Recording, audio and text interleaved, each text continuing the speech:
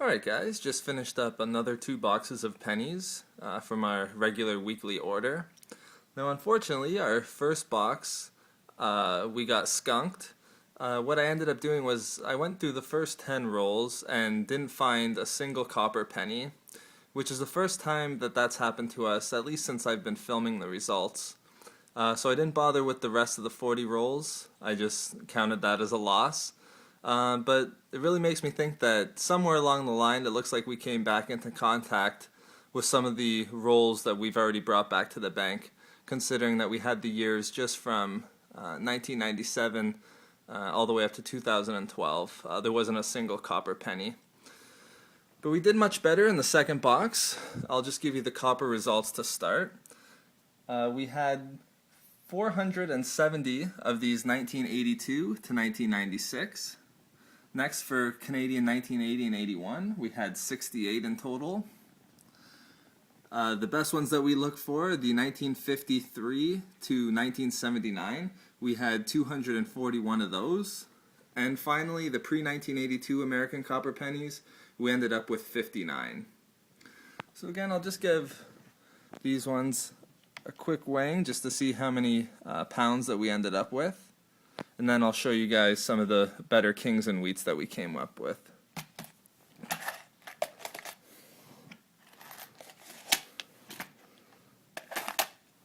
Alright, so we got all 4 there.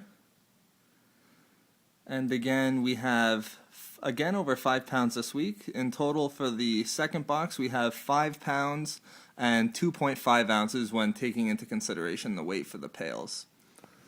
Alright, so not too bad. Pretty much our average.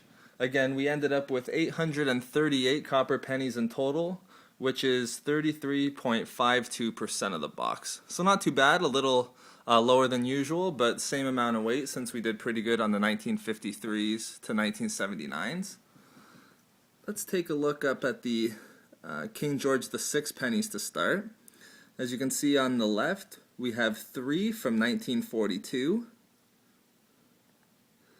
a 1944, a 1946, a second from 1946, a 1948, and then we have 3 from 1950, and lastly a 1951. So 11 in total, which is really good. That's usually more than what we get usually in a single box.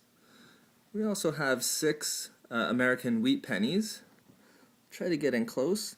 The first one I believe is a 1948 S, so that's a really nice one there. We don't end up with a lot of S mint marks. A 1951 D, a 1952 D, a second one from 1952 with a D mint mark, a 1953 D, and the 1955. So 6 wheat pennies in total. We also added to our collection of American 1982s. We have 8 of them in this box. And we were also lucky enough to find another 2009 American penny as well. This one was a lot dirtier though than the other ones that we found previously, but we'll keep it either way.